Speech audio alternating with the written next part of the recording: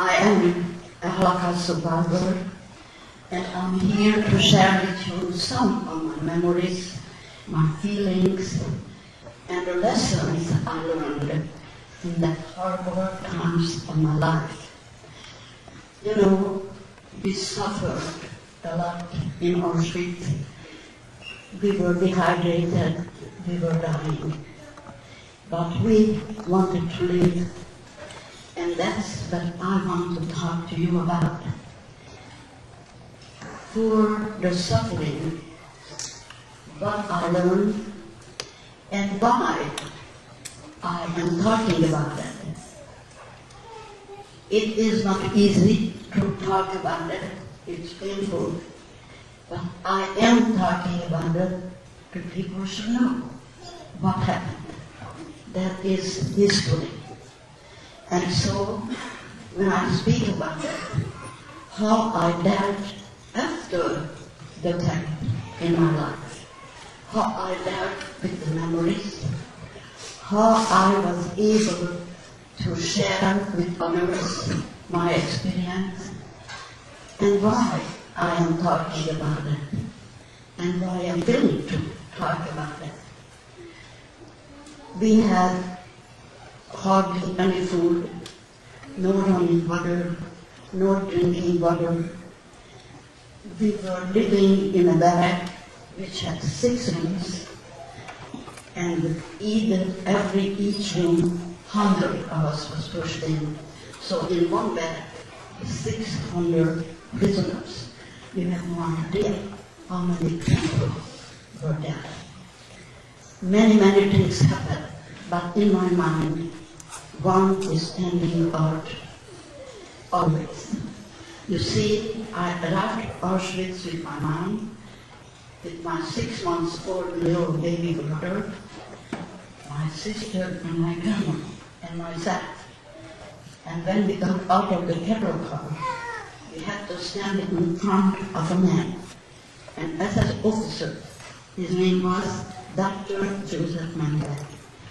He had a uniform on, he had white gloves on his hand, and in one hand a horsewhip. When I speak about that, it is not memory.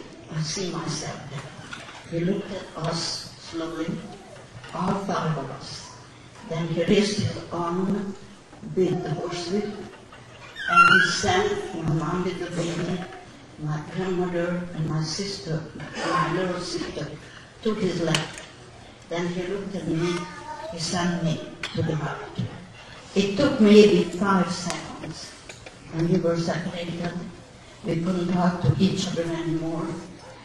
But I turned around and I did see my mother. In her beautiful eyes was a message. It said, "Noemi, my dear daughter, take care of yourself. I love you." And that was the very, very last time I saw them. Never again. Later I learned that they were killed in the gas chamber the same day. In my case, we were in Auschwitz-Birkenau. Hardly any food. We lost weight.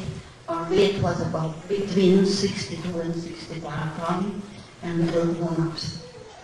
And then, after 4 horrible months, came an order with thousands of Hungarian prisoners shipped to Germany to another camp named Buchenwald. Here we were in an ammunition factory.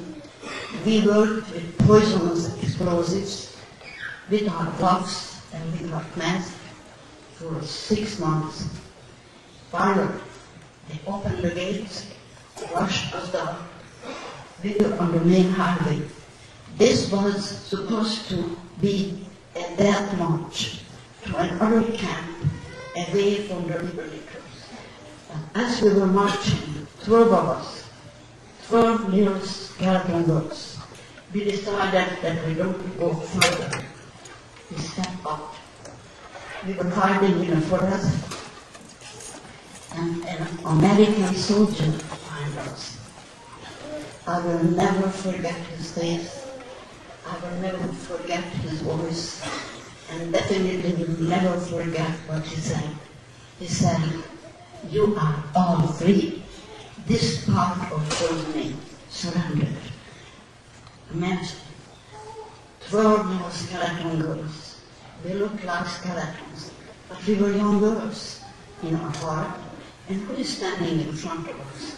A tall, young, good-looking American soldier, and says, "You are all free. What should we do?" It was only one thing to do. We jumped.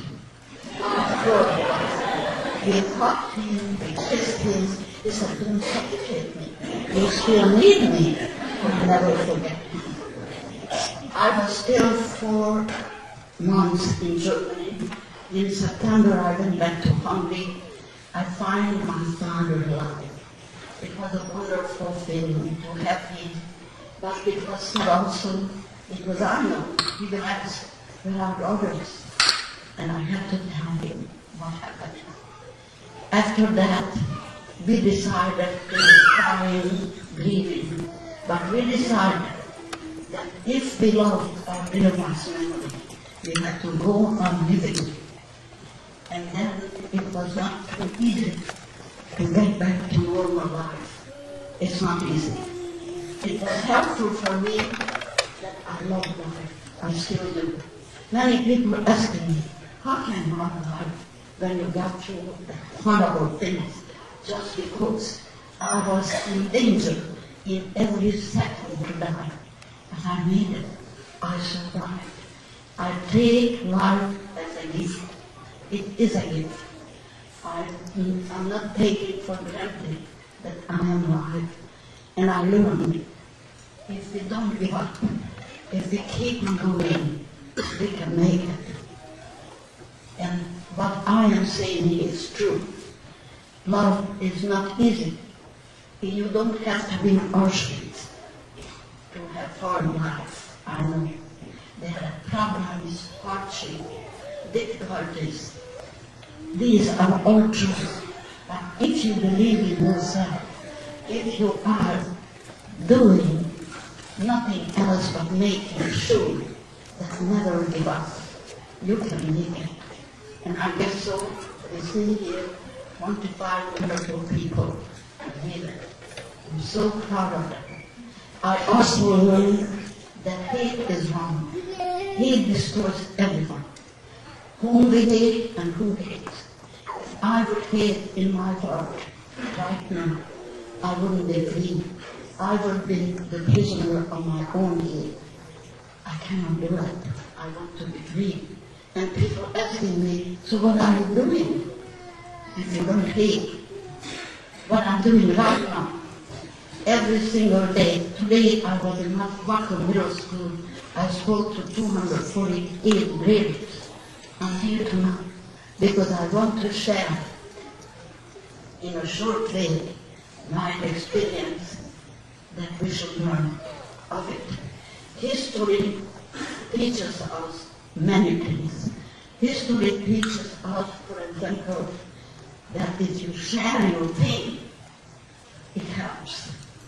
I know, as many times I talk about my experience, your reflection, you help, you look, and I always say I feel love coming toward me, it helps me.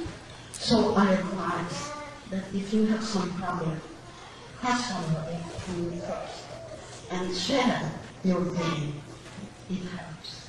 Amen. So, history told us also that prejudice, bigotry, and hate is wrong. History told us that if you share your pain, you will feel better. I wish you a wonderful summer and a very successful life. Thank you for inviting me. I love you all.